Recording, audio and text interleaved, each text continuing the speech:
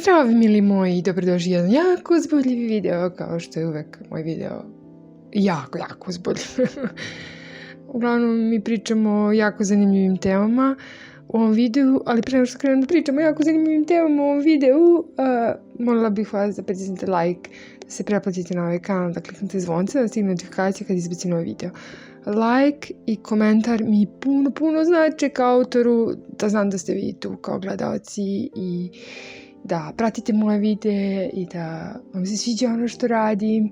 Također ostavljajte komentar. Ja u ovom videu ću odgovoriti na 2 komentara, to je na 2 pitanja, tako da postavite pitanje koje imate vezano za slikarstvo, ja ću detaljnije da odgovorim u samom videu. U prvom delu ja pričam o tehnici, kako radim, šta radim, i u drugom delu ja odgovaram na ta 2 pitanja. Možete da kliknete na moj sajt da vidite printove. U skorije vrijeme će se na sajtu naći akvareli koje radim, znači originalna dela, naći će se slike, samo da uramim sličice pa da ih stavim na sajt, tako da će biti originalni radovi, neće samo biti printovi. Printovi su od nekih starih mojih radova koje sam ja prodala i oni čisto tu stoje na sajtu. Trenutno su, da kažem, pakovanje printova, znači da dobijete 2 veličine različitih printova i očekuje se i stikeri na sajtu.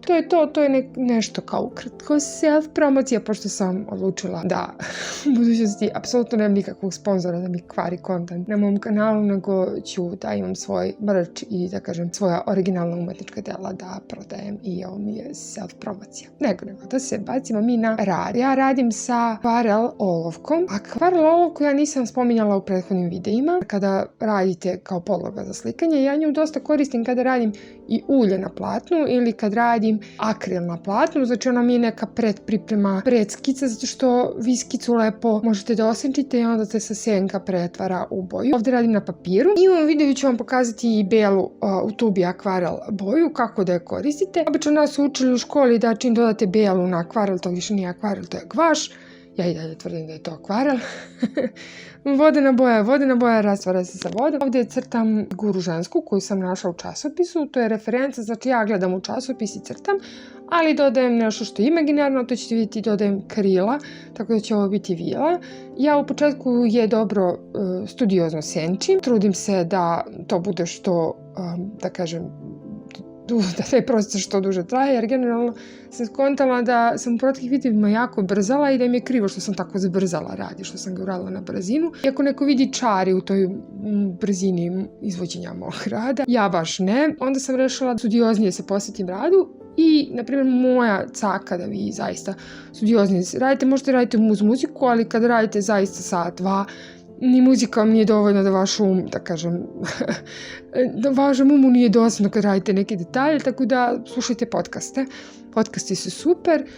I ja dok sam ovo radila, ja sam baš slušala neke podcaste, ili možete slušati audio knjige i to je onda 2 muve jednim udarcem, znači slikate i da kažem slušate audio knjige. Ja volim da slušam i audio knjige na engleskom jeziku, povećava vokabular. Ja sam tadno osenčila i zatim vodom u više slojeva pokušala da razmrljam tu olovku. Znači akvarel olovka se rastapa sa vodom, tako da vam ona skoro i nestaje na radu. Vaše je da osenčite i onda prekrijete slojem vode. Tu sam ja nekako osenčila i izdefinisala figuru, međutim meni se ta ruka njena nije uopšte svidjela kako sam ja nacrtala tu ruku, prosto nije mi se uklapala kompoziciju. Iako ruka postoji na fotografiji, ja sam stvarno realno prenela sve proporcije, sve idealno, ali mi se nije svidjelo i onda nisu ta krila dobro došla prosto da prekriju ruku, da se ona ne vidi. Vidjet ćete. I također sam obratila pažnju na draperiju. Gledat ću da moji budući radovi dosta imaju realističnih detalja, znači imaju te neke apstraktne detalje kao što su krila, ili volim da apstraktno slikam neke prirodne biljke, drveće. U slikarstvu kažu da bi vi trebali da radite kompatibilnu sliku, to je da radite kao sve delove na slici da budu podjednako istim potezima. Ja se ne slažem s tim, ja radim kako ja radim fokusno, što znači da određeni detalje radim realno, okolo uradim brljavo. Hoću da kažem da radim u fokusima, znači detalj uradim realno, jer mislim da tako i ljudi vide, da oni ne vide sve okolo, vide onako detalj na koji se skoncentrišu jasno, a sve okolno im je uravano. Prvo, ta vila je bila samo brankasta, ja sam čak i mislila da će ona biti brankasta skroz, da će joj krila biti brankasta, ali onda sam vidjela da postoji čari plave. Ja obožavam plavu boju na radovima, to ste mogli da vidite, znači stvarno sam možda se kaže da sam opsednuta plavom bojom, nekako plava me smiruje, dodaje neku na radu, neku produhovljenost, šta već. Uglavnom, dodala sam krila i opet mi je bilo kao ona čuči, šta da dodam zemlju, da dodam trav, ne vodu. Ja obožavam da dodajem vile i vodu, to mi je dve moje večne inspiracije. I kada sam pokazala rad mom mužu i mom mami, oni su bili u fazonu, opet vila. Kao dokad više, kao ništa novo, vile. Ali eto, to je neka moja inspiracija kada znam što crtam, ja uvijek crtam vile. I planiram nekad u budućnosti da izdam tu knjigicu sa bajkama o vilama koje sam izmislila sama. I eto, tako, to je od tehnike. Znači, koristila sam olovku, brown olovku, akvarel koja se rastapa i za detalje koristila sam i akvarel belu. Znači, to nije tempera, jer temperu, kad vi koristite, vi možete u ovom slučaju koristiti temperu belu, vi nju i kad razložite sa vodom, ona ako ima dobar pigment, ona će vam ostati na radu. Ali meni ova akvarel boja, kada je razvlažen sa vodom, njen pigment se razvodni i ona postaje ništa, apsolutno ništa. Tako da ja sam praktikovala sljedeće, da je samo tačkam negde na radu i da je onda blažim sa belom bojom. Znači da je ne razblažujem na paleti, nego da je razblažujem na radu i onda sam postizala te neke, da kažem, svetlije efekte. Mada gledajući u budućnosti nabavim zaista belu temperu sa dobrim pigmentom i da mi ona uradi posao, znači da mi prekrije neke greške i mrlje koje imam na radu i da mi da te neke, da kažem, svetlosne valere koji su mi potrebne, znači te neke svetlosne akcente gdje sam suviše boje nanijela, pa trebam da prosvetlim taj deo, da dodam tu malo mrvicu, da kažem, bijele tempere. Eto, to je to, znači, ali u ovom kompletu ja imam tu bijelu akril boju koju koristim, eto kako je koristim. Znači, tačkam je pa je onda mrljam na radu. To je to. To je što se tiče tehnike, nadam se da sam sve objasnila, ali slobodno mi ostavite komentar u opisu. Pitajte me vezano i za tehniku, i za slikanje, i za način rada. Ja rado odgovaram i kažem ako je komentar baš onako moćan, ja ću i snimim video vezano za taj komentar. Sad, gdje možete kupiti te akvarel boje, to jest akvarel drvene boje, pa u slikarskim radnjama ih ima. Ja baš u slikarskim radnjama kupuju se i na komad, možete naći i na komad, a možete naći i u kompletu. Ako se nalazite u mjestu kao što se ja nalazim, pa nemate, da kažem, nemate fizičke te slikarske radnje ili imate slikarsku radnju, ali nema njoj akvarel drvenih boja, možete izgooglati i naći radnje koje prodaju online materijal i onda kupiti tu drvenu akvarel boju. Sad, eksperimentisanje u radu, ja volim da eksperimentišem i da mešam i akvarel i tempere i drvene boje i da dorađujem. Videla sam na internetu jednu baš lepu studiju lica gdje je osoba uradila akvarelom i onda neke pegice ili neke detalje dodavala drvenim bojama. Čak nisu ni akvarel boje, nego su drvene. Znači, u radu i u tehnikama sve vam je dozvoljeno. Ne smijete samo da miješate ulje u vodu, sve pored toga je sasvim dozvoljeno. Da ćete vi prvo da uradite akvarelom, pa onda da uradite preko toga neke detalje pastelom, možete, ili ćete da radite temperama, pa ćete da dodate deo akrilnim bojama.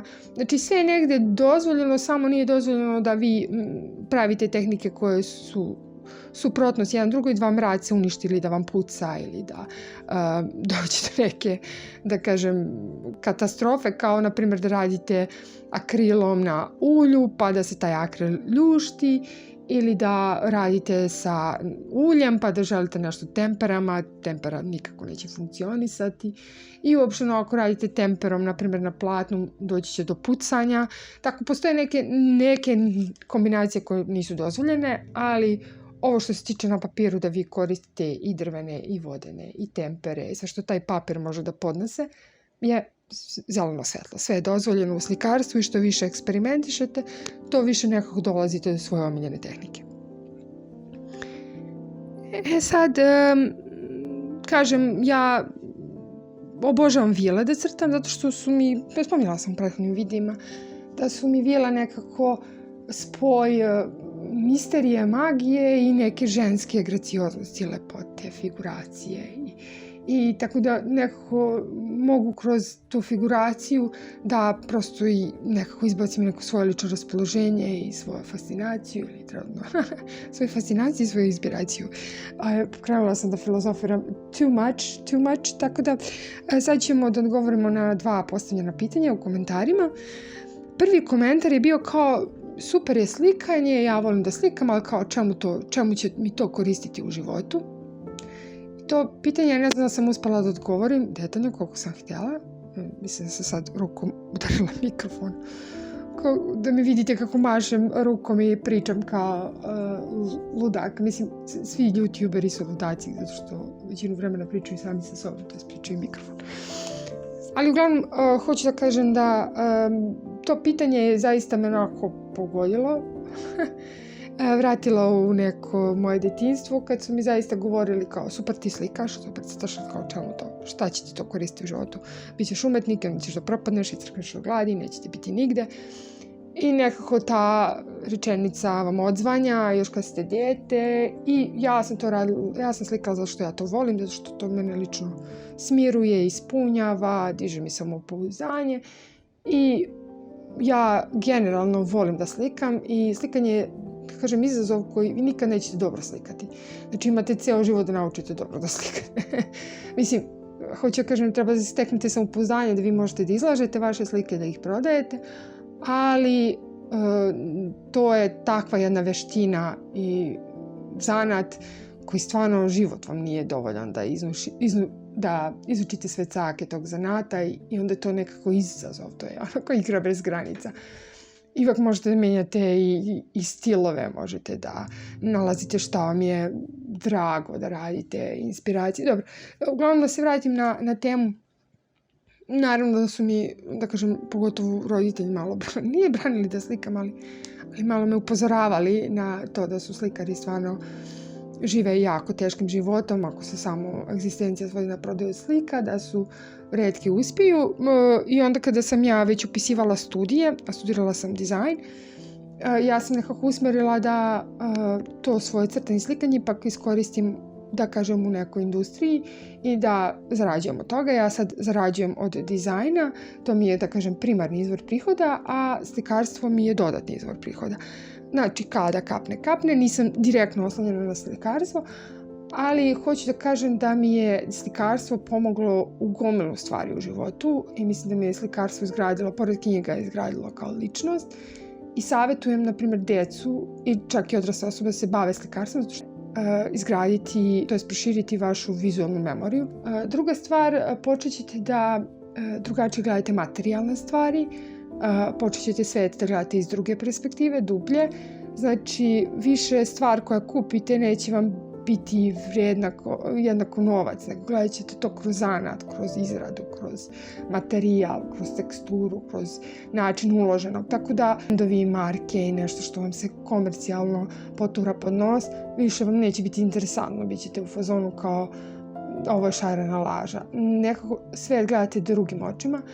Također gledate očima estetiku ljudi, kad, ne znam, ljudi se operišu, pumpaju usta, smanjuju nos, vi shvatate da je to pogrešno jer se ne slaže sa proporcijama njihovog lica. Prosto vi dok radite učite o proporcijama, učite šta su lepe proporcije, učite da ako neko ima manja usta, da im oči dolaze do izražaja, ako imaju sitne oči, usta im dolaze do izražaja. Prosto da je priroda sve stvorila tako da je sve skladno i da čovjek samo sa svojim neurozom i sa svojim jurenjem za parama ruši tu harmoniju. Znači, kada učite da slikate, učite o tom nekom zlatnom preseku i tim nekim božanskim proporcijama i prvo više se divite prirodi, više se divite pejzažima i više se divite sami sebi i svojoj konstituciji. I da sam slikala je radila autoportrete i tako kroz autoportrete gradilo samopouzdanje. Tako da je to neka druga stavka zašto je jako bitno da se bavite umetnošću, nebitno, ne mora samo slikarstvo, može da bude i muzika, i pisanje, i čitanje knjiga, i čitanje poezije, i pisanje poezije. Uglavnom, kroz umetnost vi gradite svoju ličnost, vi gradite svoj identitet, vi se izdvajate iz mase, vi stečete dodatno samopouzdanje. I naravno, vi i lečite i hilujete sebe. Stvar, slikari žive jako dugo, zato što se oni leče. Oni kad slikaju, oni hiluju sebe. Oni leče svoj organizam, leče svoju psihu i slikarstvo je i terapeutski. Meni je slikarstvo još podarilo to da tako da bavite se slikarstvom, ono vam pomaže da bolje vidite ovaj svet, da mu se divite, da se divite prirodi i naravno uvek mogu da vam kapnu neke parice ili čak da izgradite karijeru na dizajnu ili slikarstvu ili primjenjenoj umetnosti, vaš je odabir. Sad, drugo pitanje, da li je potrebna škola za dete, to jest slikarska škola, ona jako lepo crta kada gleda u neku sliku. Slikarska škola je potrebna. To odmah da kažem, ja ću sad razložiti za i protiv. Takođe, kada dete lepo gleda u nešto i crta, to je već znak da ono jako je talentovano, zato što, da kažem, crtanje, vi to kažete precrtavanje, ali ja to zovem crtanje po referencama, to jest vi kad imate sliku, predmet ili nešto ispred sebe, gledate u to i crtate na osnovu toga. To je crtanje po referencama pre nego precrtavanje, tako da ja baš ne volim izraz precrtavanje, jer ne volim ono u školi, ja kad nacrtam nešto dobro kao pa ti si to precrtala, a u stvari ne shvataju da je i samo, da kažem, gledanje u određenu sliku i crtanje dovoljno komplikovano samo po sebi. Sad, morate naći dobrog majstora da pošaljete vaše dete u njegovu školu ili, da kažem, u njegove atelje. To jest, majstora ne mislim samo na muškarce, nego i na žene, znači da taj slikar bude jako kvalitetan. Moj prvi atelje je bio isto kod slikara jednog, koji radi baš lepe impresionističke pejzaže. Drugi atelje je bio kod vajara. Tu sam dobila gomilu dobrih sugestija vezano za proporcije, vezano za izgled, kompoziciju, tako da ne možete neke stvari sami da naučite, ne možete sve da naučite iz YouTube videa, morate da žive atelje i da radite sa mrtvom prirodom. Kad je najbolje da se krene, ja sam prvi atelje krenula u 5. razredu osnovne, a kasnije sam krenula na pripreme za srednju. Naravno nisam odmah ušla u srednju umetničku, ali sam, da kažem, studirala dizajn i na studijama sam imala takođe atelje. Imala sam slikare koji su me edukovali kako pravilnije da koristim boje, davali mi nekako vetar u leđa i krila da radim još bolje i još kvalitetnije. Tako da savjetujem da vodite vaše dete, raspitajte se, gledajte prvo da ta osoba bude dobar pedagog i drugo da ima dobru biografiju. Jako je korisno da vaše dete pošaljete kod nekog slikara. Takođe, ako ste vi osoba koja želila bi da slikate, nikad nije slikalo i vama je dovoljno da odete kvalitetan atelje kod kvalitetnog slikara i vi imate već vetar u leđa da se, da kažem, malo ozbiljnije bavite ili ozbiljno bavite slikarstvom. Eto, to je to. Nadam se da sam odgovorila na pitanja. Još jednom postavite pitanje u komentaru, ja ću da snimim video i malo ću razložiti tu temu. Kliknite like, propratite se na kanal, kliknite zvonce, meni to znači, nadam se da vam se svidjelo sve što sam ispričala u ovom videu i da vam se sviđa rad. Ovaj video je malo duži za razliku od prethodnih, a dobro, bože moj, gledamo da uđemo da dobijemo YouTube monotonizaciju. Uglavnom, ljubim vas puno, vi ste najdivnija publika, ostavite komentar, pitajte šta god želite, ja odgovaram. Ljubim vas i hvala na pažnji.